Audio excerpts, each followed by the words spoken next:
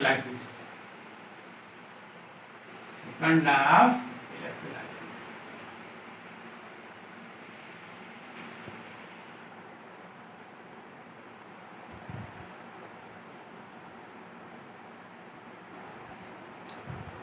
यह कहता है क्या, पहले समझ लिखिए। हमारा डिफरेंट सॉल्यूशन है कॉपर सल्फेट का सॉल्यूशन।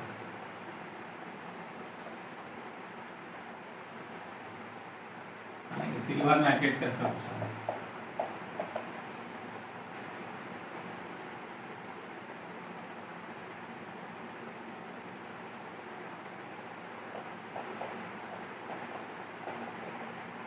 H2SO4 का सॉल्यूशन। तीन सॉल्यूशन है, copper sulphate, silver nitrate,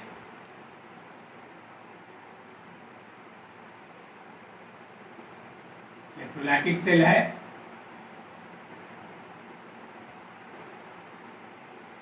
electrolytic cell,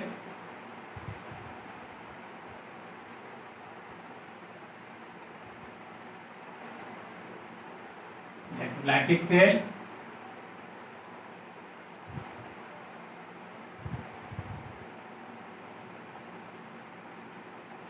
electrolytic cell है, कॉपर सल्फेट का इलेक्ट्रोलाइटिक सेल है, सिल्वर नाइट्रेट का इलेक्ट्रोलाइटिक सेल है, सल्फ्यूरिक एसिड का इलेक्ट्रोलाइटिक सेल है। माने यहाँ पर डिफरेंट सॉल्यूशन है, तो डिफरेंट सॉल्यूशन में यहाँ पर सेम चार्ज पास करवा रहे हैं। ध्यान दीजिएगा, चार्ज हमारा सेम है, Q should be same, Q हमारा सेम। इसका मतलब हुआ, मान लिया कि 96,500 कूलम इसमें पास हुआ, 96,500 कूलम इसमें पास करवाए, अब 96,500 कूलम इसमें पास कराए।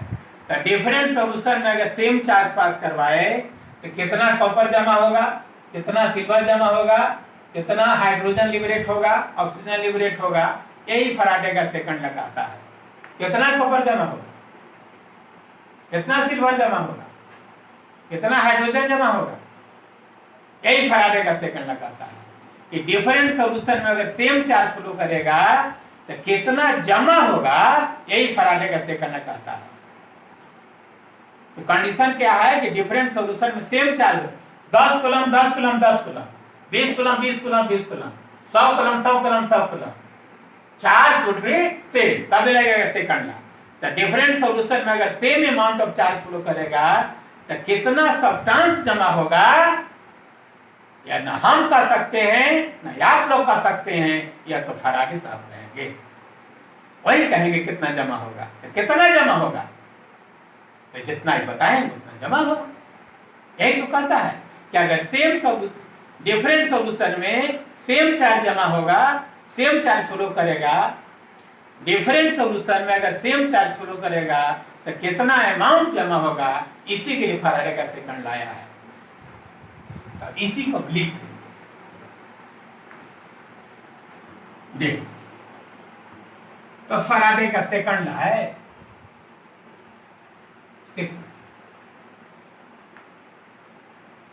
डिफरेंट सॉल्यूशन में अगर सेम चार्ज फ्लो करेगा तो कितना अमाउंट जमा होगा, ये फैराडे का सेकंड होता है। If same quantity of electricity, same charge हो गया,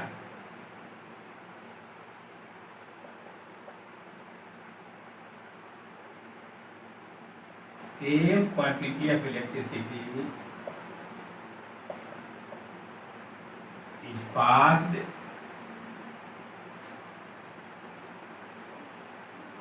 through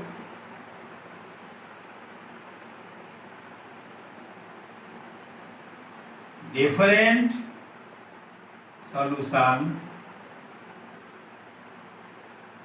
different solution of electrolyte, different solution of electrolyte,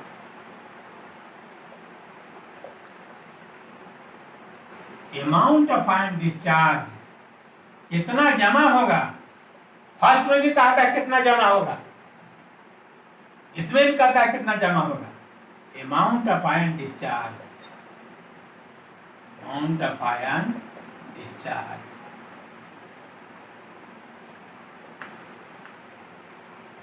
पहला में था कि amount of ion discharge is proportional to quantity of electricity pass. यहाँ amount of ion discharge is proportional to their equivalent weight. Amount of ion discharge is proportional to their equivalent wait.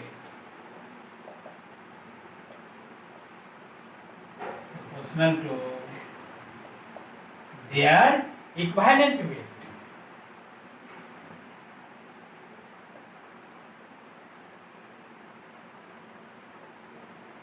इसलिए इसमें दोनों आप कर सकते हैं। पहला पूछेंगे तो बोलिए, आपको बोलना होगा amount of ion discharge is proportional to amount of charge flow. Amount of ion discharge is proportional to quantity of electricity passed. Amount of charge is proportional to amount of ions discharge. पहला क्या हुआ, amount of ion discharge is proportional to amount of charge passed. और दूसरा हो गया amount of ion discharge is proportional to equivalent weight.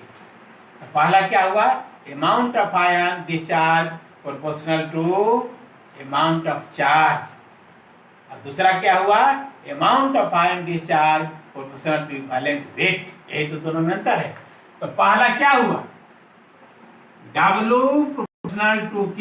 यही तो पहला हुआ, first law of electrolysis, W proportional to Q।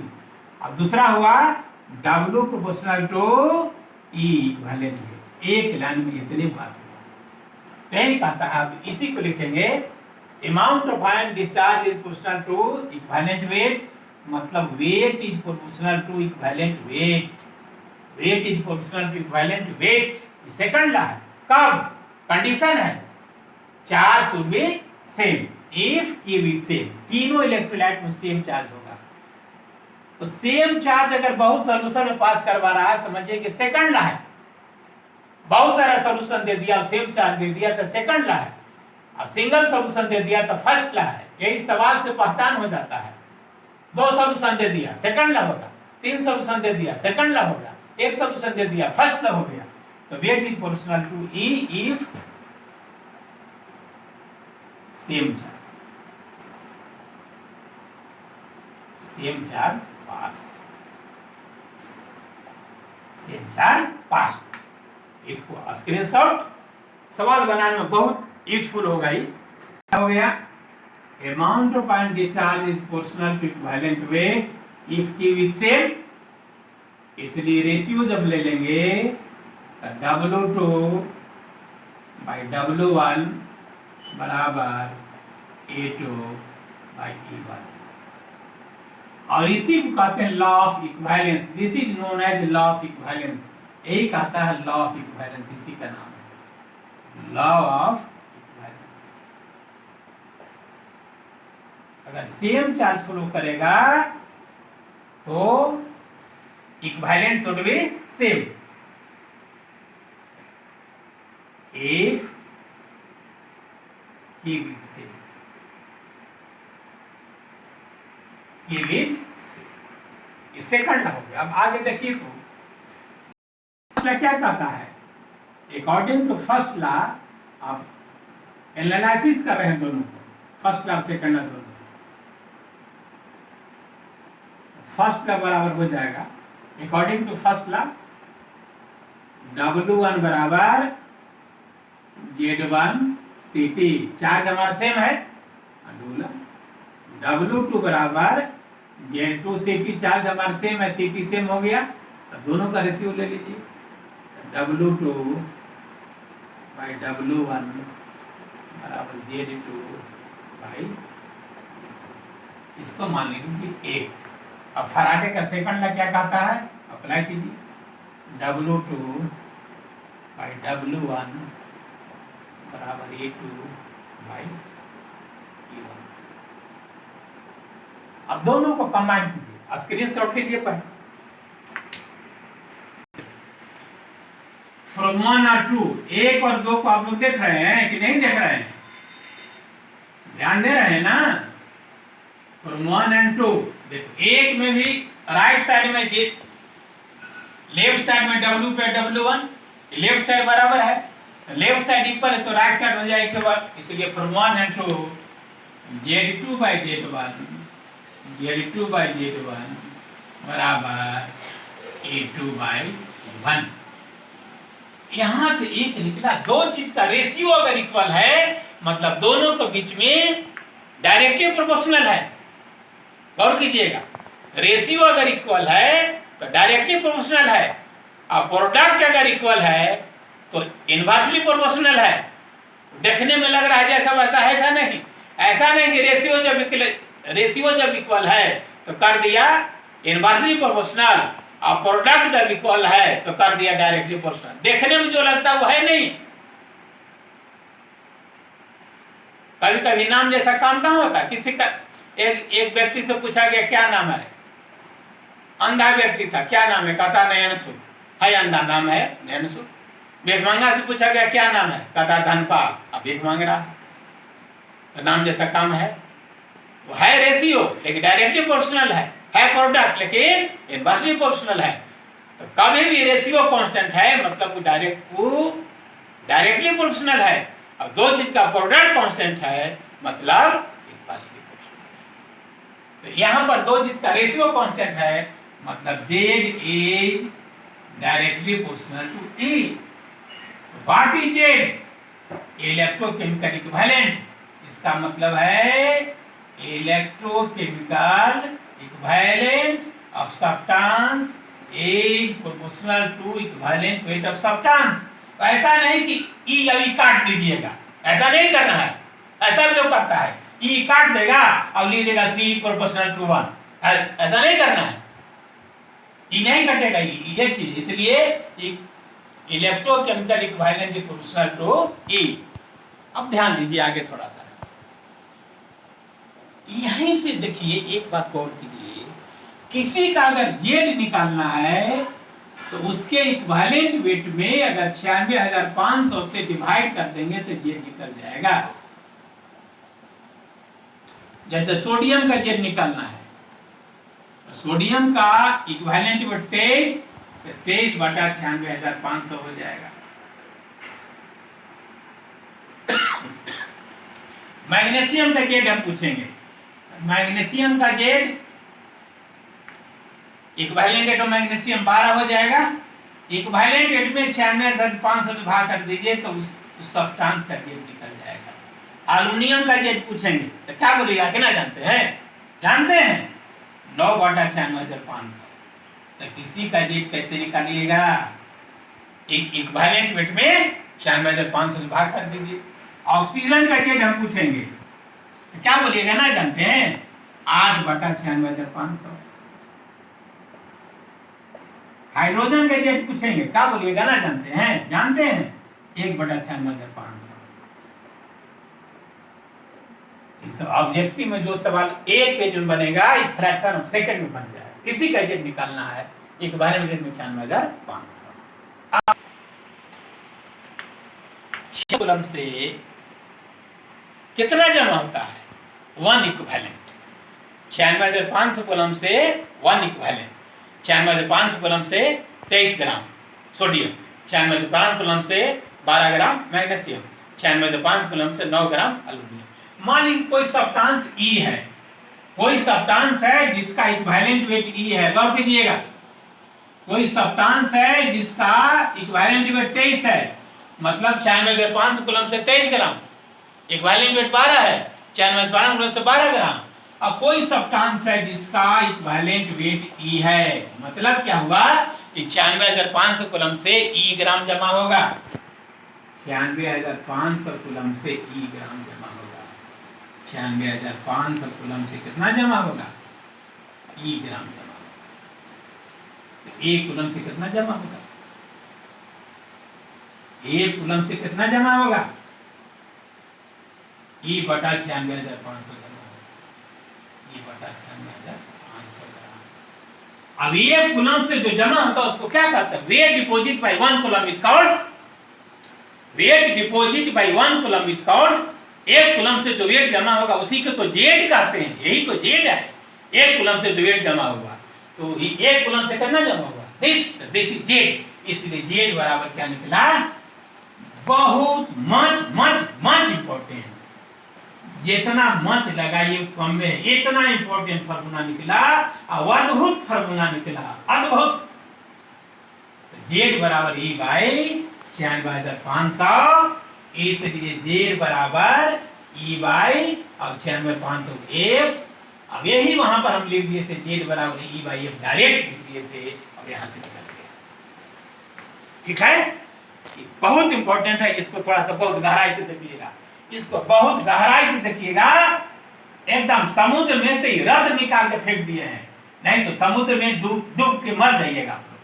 रद लिखा हुआ है, क्या सिचुएशन है बता सकते हैं। स्क्रीनशॉट तो देखिए, इसको एक ऐसे भी हम लोग कह सकते हैं। देखिए तो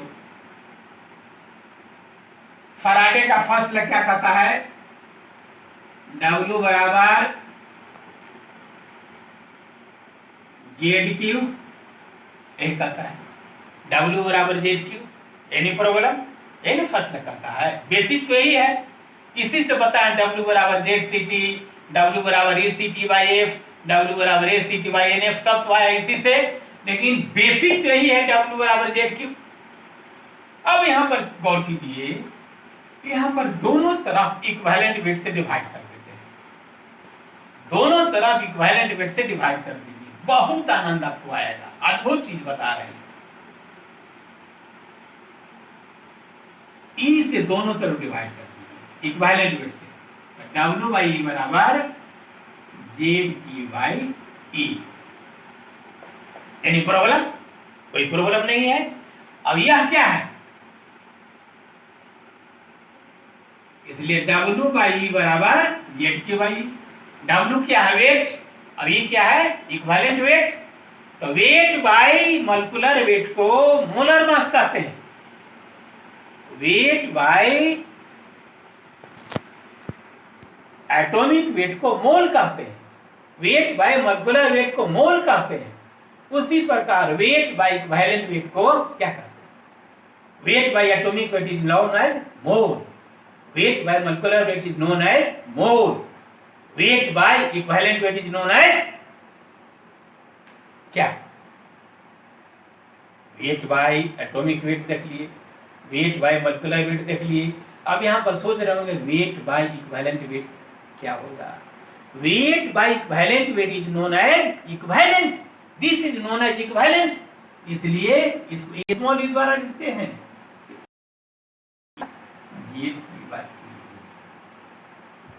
यहां पर ख्याल रखिएगा कि वेट में इक्विवेलेंट वेट से डिवाइड कर देंगे तो ई कहते हैं। जहां कैपिटल ई है इक्विवेलेंट वेट, बहुत अद्भुत चीज है, सब चीज कैपिटल ई है इक्विवेलेंट वेट और स्मॉल ई है इक्विवेलेंट।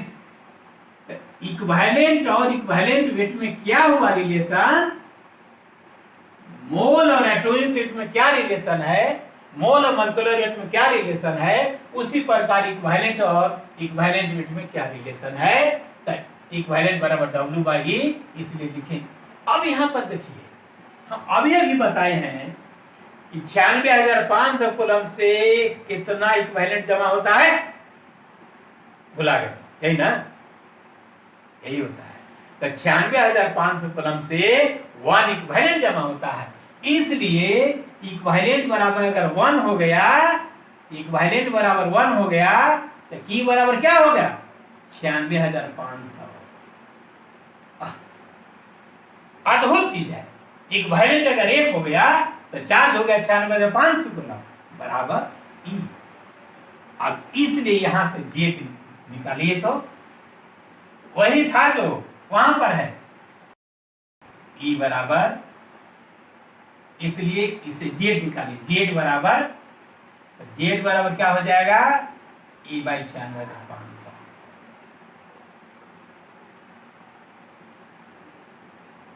ऐसे भी निकल गया। ई हो गया कि जेड और ई के बीच में क्या है रिलेशन। तो ऐसे भी हम चल सकते हैं, ऐसे भी हम चल सकते हैं लेकिन रिजल्ट दोनों का सेम आएगा। अब दो बात है, 1 फराडे बराबर 96,500 कूलम, ठीक, और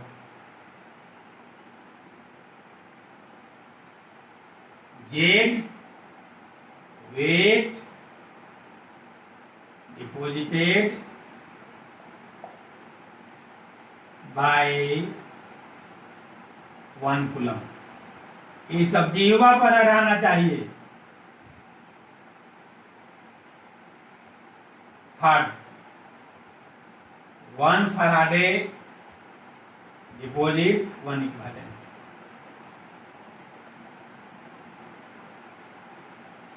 1 इक्विवेलेंट।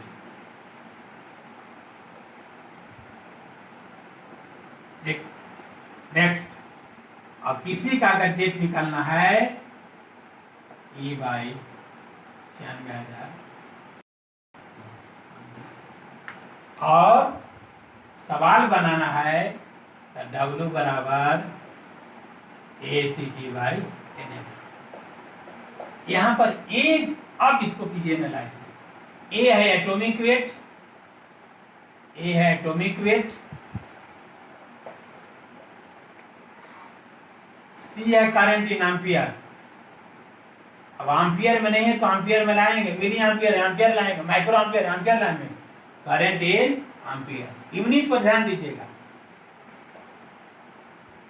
अब टी है टाइम इन सेकेंड, कह देगा मिनट, उसको सेकंड में लाइए, कह देगा आवर सेकंड में, कह देगा दिन, उसको सेकंड में, टाइम इन सेकंड। और सेकंड में रहेगा तभी फार्मूला लागू होगा, एम्पियर में रहेगा तभी फार्मूला लागू होगा। अब F बराबर 96,500 कूलम, F बराबर, ये बात अंडरस्टूड है। अभी नहीं कि क्वेश्चन में F होता है कि F का वैल्यू नहीं दिया हुआ, नहीं, वो बात है अंडरस्टूड। अब यहाँ पर देखिए, A हो गया एटॉमिक वेट, C हो गया करंट इन एम्पियर, T हो गया टाइम इन सेकेंड, F हो गया फराडे। और यहाँ पर N जो है, N पर ध्यान दीजिए, N तो कंपाउंड देके वैलेंसी है उसका, वैलेंसी देगा नहीं। जैसे कॉपर सल्फेट देगा तो कॉपर सल्फेट देगा तो कॉपर का सल्फेट पर चार्ज -2 नहीं होता है, कॉपर पर +2 नहीं होता है, तो कॉपर का वैलेंसी क्या हो गया, 2 नहीं हो गया। तो कॉपर सल्फेट देता है तो कहता है वैलेंसी नहीं दिया हुआ है, वैलेंसी दिया हुआ है। जैसे एल्युमिनियम क्लोराइड दे दिया, एल्युमिनियम क्लोराइड दे दिया AlCl3, एल्युमिनियम का वैलेंसी 3 इसमें नहीं दिया हुआ है, तो एल्युमिनियम क्लोराइड में एल्युमिनियम का वैलेंसी पूछता है, दिया हुआ है। जैसे AuCl दे दिया, इसमें गोल्ड का वैलेंसी नहीं दिया हुआ है, गोल्ड का वैलेंसी दिया हुआ है, 1 दिया हुआ है।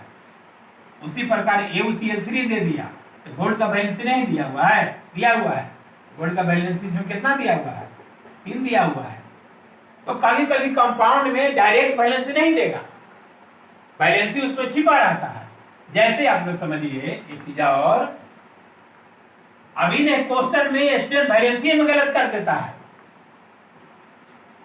जैसे SnCl2, अब इसमें टीन का वैलेंसी पता नहीं है, टीन का वैलेंसी कितना है, 2 है, हमको दे देगा SnCl4, तो टीन का वैलेंसी नहीं दे दिया, टीन का वैलेंसी 4 दे दिया, ठीक है। कभी कभी क्यूप्रस को डाल दे दिया CuCl, तो कॉपर का वैलेंसी नहीं दे दिया, 1 दे दिया। लेकिन कभी कभी CuCl नहीं देगा, Cu2Cl2 दे देगा, ये डायमर है, इसका वैलेंसी 1 है, 2 कॉपर में 2 है तो 1 कॉपर में 1 नहीं होगा। तो कभी कंपाउंड देकर वैलेंसी, जैसे कभी कभी ऐसा दे देगा क्रोमियम सल्फेट Cr2SO4 का होल 3, इसमें क्रोमियम का वैलेंसी में बहुत गलत करता है। क्रोमियम का वैलेंसी 3 है, सल्फेट वैलेंसी 2 है, वैलेंसी होता है क्रॉस मल्टीप्लिकेशन, इसलिए क्रोमियम का वैलेंसी कितना निकल गया, 3। तो कभी कभी कंपाउंड दे देता है, वैलेंसी में गलत करता है। यही सब क्वेश्चन में ध्यान देना है। क्वेश्चन में ध्यान देना है क्या बात, करंट दिया हुआ है, टाइम दिया हुआ है, 96,500 कूलम दिया हुआ है, वैलेंसी कितना है, यही बात है। अब इसके बाद इस पर न्यूमेरिकल फैराडे का फर्स्ट लॉ पर न्यूमेरिकल, सेकंड लॉ पर न्यूमेरिकल, प्रत्येक सेमेस्टर में रहेगा न्यूमेरिकल। अब बना दीजिए, 6 नंबर मिल जाएगा, 4 नंबर मिल जाएगा, जैसा क्वेश्चन मिल जाएगा, फार्मूला बेस्ड लॉ।